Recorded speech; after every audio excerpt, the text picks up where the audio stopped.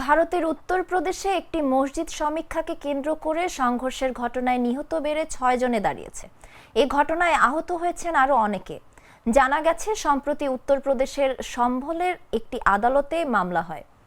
এতে বলা হয়, 1529 সালে মুঘল সম্রাট বাবর একটি মন্দির ভেঙে তার উপরে জামে মসজিদ নির্মাণ করেছিলেন। এর সত্যতা যাচাই করতে গত মঙ্গলবার মসজিদের সমীক্ষা নির্দেশ দিয়েছিল আদালত। ওই দিন থেকেই এলাকায় উত্তেজনা ছড়াতে থাকে। সমীক্ষক দল কাজ শুরু করলে মুসলিম সম্প্রদায়ের মধ্যে উত্তেজনা চরমে ওঠে। সেখানে এক পর্যায়ে পুলিশ ও সমীক্ষা বিরোধীদের মধ্যে সংঘর্ষের ঘটনা ঘটে। পরিস্থিতি নিয়ন্ত্রণে আনতে কাঁদানে গ্যাস ও রাবার বুলেট ব্যবহার করে পুলিশ। এতেই হতাহতের ঘটনা ঘটে।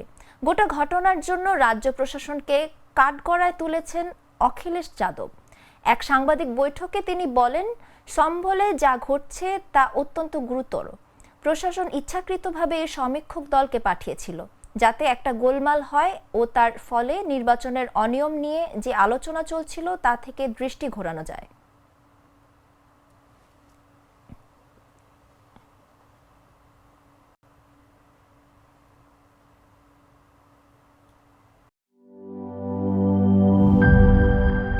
স্যার, আমাদের নতুন প্রোডাক্ট সিক্সার্স দেখতে তো ভালো, খেতেও ভালো। তুমি একটু বেশিই বলো। জানি স্যার, বিশ্বাস করবেন না, তাই সুপার স্লো মোশন ক্যামেরা নিয়ে এসেছি।